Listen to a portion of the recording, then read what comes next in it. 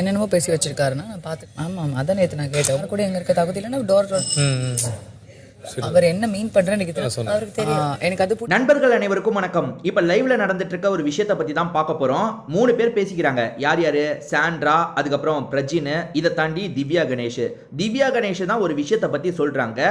ஆனா அந்த விஷயத்தை வந்து திவாகர் மேல இருக்க வன்மத்துல சொல்றாங்கன்றது தான் பார்க்க முடியுதுங்க. என்ன சொல்றாங்கன்னா, இவரோட இன்டர்வியூல நான் வெளியே பார்த்தேன்னு, இதுக்கு முன்னாடி எனக்கு தெரியாது, இப்பதான் பார்த்தேன், அவர் பேசுறதெல்லாம் சுத்தமா சரியில்லைன்னு அப்படின்ற மாதிரிலாம் சொல்றாங்க. எதை மீன் பண்ணி தெரியுமா சொல்றாங்க? அதாவது வந்து அந்த சுர்ஜித்துக்கு சப்போர்ட் பண்ணி ஒரு விஷயம் வந்தது பாத்தீங்களா, அதை பத்தி தான் பேசுறாங்க. திவாகர் கேஸ்டிஸ்டா, அதாவது ஜாதியவாதியான்னு கேட்டீங்கன்னா கண்டிப்பா ஜாதியவாதி தான். அவருக்குள்ள ஜாதிய எண்ணம்லாம் நிறைய இருக்கான்னு கேட்டீங்கன்னா அதுக்கும் உண்மைதான், அதுவும் நிறைய தான் இருக்கு. ஆனா வீட்டில் அவர் பேசுறதுக்கும் கேஸ்டிஸ்டுக்கும் சம்பந்தமே கிடையாது. அவர் வீட்டில் பேசுறதெல்லாம் ஜாதியை பார்த்து தான் பேசுறாருன்னு இவங்க சொல்றதே வந்து ஏமாத்து வேலை தாங்க. அதாவது அவர் அப்படி ட்விஸ்ட் பண்ணி காலி பண்ணிடலான்றதுக்காக இவங்க பண்ற மாதிரி தான் எனக்கு தெரியுது. சரி, ஒரே ஒரு விஷயம் மட்டும் நீங்க ரீகால் பண்ணி யோசிச்சு பாருங்க. ரம்யா ஜோக்கும் இவருக்கும் ஒரு சண்டை வந்தது தெரியுமா? அப்பதான் தராதரன்ற வார்த்தையை அவர் யூஸ் பண்ணியிருப்பாரு. அந்த எபிசோடோட ஸ்டார்டிங்ல இருந்து நீங்க பாருங்களேன். முதல்ல எஃப்ஜே கூட ஒரு ஆர்குமெண்ட் வரும், கமருதீன் கூட ஒரு ஆர்குமெண்ட் வரும். உன் தரத்துக்குலாம் போய் பேசினம் பாரு அப்படின்ற மாதிரி சொல்லுவாரு. அதே மாதிரி வந்து எஃப்ஜே கூட அதே நாள் அதாவது ரம்யா ஜோ கூட எப்போ சண்டை ஏற்பட்டதோ அதுக்கு முன்னாடி எஃப்ஜே கூட சண்டை ஏற்பட்டிருக்கோம், அதுக்கப்புறம் கமருதீன் கூட சண்டை ஏற்பட்டிருக்கோம். அவங்க கிட்டயும் தரம் பார்த்து பேசாம விட்ட பாரு, உங்க தரம் தெரியுதுன்னு சொல்லியிருப்பாரு. இதே வார்த்தையை திவாகர் சொல்லியிருப்பாரு. நான் என்ன கேட்கிறேன்னா, ரம்யா ஜோ கிட்ட கேஸ்ட் வச்சு தான் பேசினார். ரம்யா ஜோ என்ன கேஸ்ட்னு தெரியாது, கமருதீன் என்ன கேஸ்ட்னு தெரியாது, எஃப்ஜே என்ன கேஸ்ட்னு தெரியாது. ஆனா திவாகர் 3 பேர்கிட்டயும் இந்த தரம்ன்ற வார்த்தையை யூஸ் பண்ணியிருக்காரு. அப்ப வந்து அவர் வினோத்தை பார்த்து தான் சொல்றாரு, ரம்யா ஜோவை பார்த்து தான் சொல்றாருன்ட்டு நீங்களே அவங்கள ஒரு வட்டத்துக்குள்ள அடைக்கிறீங்க. அதாவது அவங்க இந்த கேஸ்ட் அதனால தான் இப்படி சொல்லிட்டாரு. ஏங்க அப்படி யோசிக்கிறீங்க? முதல்ல நீங்க தரன்ற வார்த்தையை யூஸ் பண்ணாதீங்கன்னு சொல்றீங்கன்னா அது புரிஞ்சுக்க முடியுது. ஆமா, அந்த வார்த்தை கொஞ்சம் ஆடா இருக்கு, தப்பான வார்த்தை, அதை யூஸ் பண்ணாதீங்கன்னு சொல்லலாம். அதை விட்டுட்டு அவர் தராதரோன்னு எதை தெரியுமா மீன் பண்றாரு? கேஸ்ட்டை தான் மீன் பண்றாரு. இப்ப திவ்யா கணேஷும் அதான் உருட்டிட்டு இருக்காங்க. அதாவது அண்ணன் அவர் இங்க வந்து பேசுறாருல, அதுக்கெல்லாம் காரணம் வந்து கேஸ்ட் மைண்ட் செட்ல தானே பேசுறாருன்ற மாதிரி உருட்டிட்டு இருக்காங்க. நான் ஒண்ணு கேட்கிறேன், வினோத் நேத்து உங்களுக்கு ஒரு சாங் பாடினார்ல, கிண்டல் பண்ணி தாங்க பாடினாரு, கிண்டல் பண்ணி தான் பாடினாரு. ஏன் கிண்டல் பண்ணக்கூடாதா? உங்களை கிண்டல் பண்ணக்கூடாதா? உடனே நீங்க ட்ரிகர் ஆகி வந்து என்ன நீங்க எதுக்கு கூப்பிட்டீங்க, இப்ப என்ன பண்ணிட்டு இருக்கீங்க, என்னால இருக்க முடியாதுன்னு எந்திரிச்சு போனீங்கல்ல. நான் சொல்றேன், நீங்க கேஸ்டிஸ்ட். அதாவது வினோத் பாடினதை உங்களால ஏத்துக்க முடியல, நீங்க எந்திரிச்சு போனோம்னு நினைக்கிறீங்க. அப்ப கேஸ்ட் பார்த்து தான் நீங்க வேலைக்கு போனீங்க நான் சொல்லவா? சொன்னா நம்புற மாதிரி இருக்குமா? எதுக்கும் கேஸ்ட்டை கனெக்ட் பண்றீங்க நீங்க.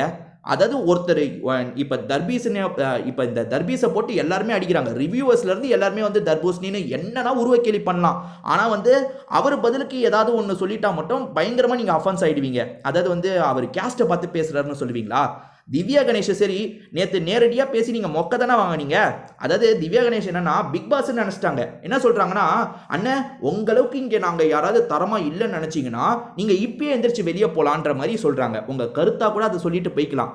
ஆனால் மேடம் என்ன பண்ணுறாங்கன்னா, திவ்யா கணேஷ் மேடம் என்ன பண்ணுறாங்கன்னா, அண்ணன் நீங்கள் எதனால தரம்லாம் பேசுகிறீங்கன்ற மாதிரி அவர்கிட்ட கேட்குறாங்க. அவர் என்ன சொல்லிட்டாருன்னா, எடுத்தோன்னே வா போன்னு பேசுறாங்கம்மா. இப்போ வரைக்கும் கனியாக்காவை நான் அக்கான்னு தான் அட்ரஸ் பண்றேன், ஆனா எடுத்தோன்னே வா போன்னு பேசுறாங்கன்னா அவர் கரெக்டா தான் சொல்றாரு. அதுக்கு திவ்யா கணேஷ் கிட்ட பதில் இல்ல. திவ்யா கணேஷ் என்ன சொல்லியிருக்கணும், அப்படியே அவங்க பேசினாலும் சரிண்ணே, நீங்க இந்த மாதிரி வார்த்தையை விட்டுக்க கூடாதுன்னு தான் சொல்லணும். அதுக்கு திவ்யா கணேஷ் கிட்ட எந்த ஒரு டிஃபென்ஸ் பண்றதுக்கு எந்த இதுவும் இல்ல. அதனால திவ்யா கணேஷ் என்ன சொல்லிட்டாங்கன்னா, நான் பேசும்போது என்ன பேச விடுங்கன்ற மாதிரி மழுப்பிட்டாங்க. அப்பயே வந்து திவாகர் சரியான ஒரு கேள்வி கேட்டிருப்பாரு. அதுல நான் சொல்றது உனக்கு புரியாதுமா, உனக்கு ஒரு பிரச்சனை வரும்போது நீ என்ன பண்றன்னு பார்க்கலாம். அதாவது நீயும் கோவப்பட்டு தான் பேசுவ. இப்ப நான் பேசுற மாதிரி நீயும் கோவப்பட்டு வார்த்தையை தான் விடுவ. அதாவது வந்து திவாகரை யாருனாலும் போட்டு அடிக்கலாங்க. ஆனா திவாகர் பேசும்போது ஏதாவது ஒரு வார்த்தை விட்டுட்டாருன்னா அவர் கேஸ்ட் ரீதியா தான் இந்த வார்த்தையை விட்டாரு. எல்லாத்துக்கும் வெளியே இருக்க அந்த இன்டர்வியூ எக்ஸாம்பிளை தூக்கிட்டு வந்துருவாங்க. ஏங்க வெளியே அவர் பேசினதை வச்சே நீங்க உள்ள ஒரு கேம் ஆடுவீங்கன்னா அது எப்படி கரெக்டா இருக்கும்ன்ற. உள்ள ஒன்று பண்ணாருன்னா ஃபேஸ் டு ஃபேஸ் அடிங்க. தரோன்னு நீ எப்படி சொல்லுவ? அதான் இப்ப கேட்குறீங்களா, அந்த கேள்வியை கேளுங்க. அதை விட்டுட்டு அவர் கேஸ்ட் மைண்ட் செட்ல தான் அப்படி சொல்றாரு. நான் சொல்றேன், வினோத் கிட்ட நீங்க நேற்று கோவப்பட்டீங்களே, கேஸ்ட் மைண்ட் செட்ல தான் கோவப்பட்டீங்கன்னு சொல்றேன். நீங்க இல்லைன்னுவீங்களா? கேஸ்ட் மைண்ட் செட்ல தாங்க நீங்க கோவப்பட்டீங்க. இப்படி சொல்ற மாதிரி தான் இருக்கு திவாகரை நீங்க சொல்றது. திவாகர் இந்த வீட்டில் 30 நாள் இருந்திருக்காருங்க. இப்போ வரைக்கும் 30 நாள் கிட்ட இருந்திருக்காரா? இந்த இடத்துல அப்படி ஒரு வார்த்தையை விட்டாரு, இந்த இடத்துல இப்படி ஒரு வார்த்தையை விட்டாரு, அதெல்லாம் தப்புன்னு நீங்க பேசினா ஏத்துக்கலாம். எதுக்காக வெளியே இருக்க இன்டர்வியூ தூக்கிட்டு வந்துட்டு இருக்கீங்க? உங்க வாழ்க்கையில நடந்த எல்லாத்தையும் கொண்டு வரலாமா? சொல்லுங்க, நீங்க பேசின எல்லாத்தையும் கொண்டு வரலாமா? எல்லாத்தையும் எதுக்காக நீங்க பழைய அந்த அந்த இன்டர்வியூல இருக்கிறதையே எதுக்கு தூக்கிட்டு வரீங்க? அப்ப உள்ள வந்து திவாகர் கரெக்டா தான் இருந்திருக்காரு. ஏன்னா உங்களுக்கு எதிர்க்கிறதுக்கு எந்த ஒரு பாயிண்ட்டும் இல்லன்னு எடுத்துக்கலாமா? உள்ள பேசினதை எடுங்கங்க. அதை விட்டுட்டு அந்த இன்டர்வியூல இப்படி பேசிட்டாருன்னு அவர் கேஸ்டிஸ்ட் அப்படி இப்படின்னு உருட்ட வேண்டியது. திவ்யா கணேஷ் வந்ததுல இருந்து திவாகரை டார்கெட் பண்ணிட்டு இருக்காங்க. இத பத்தி நீங்க என்ன நினைக்கிறீங்கன்னு சொல்லுங்க.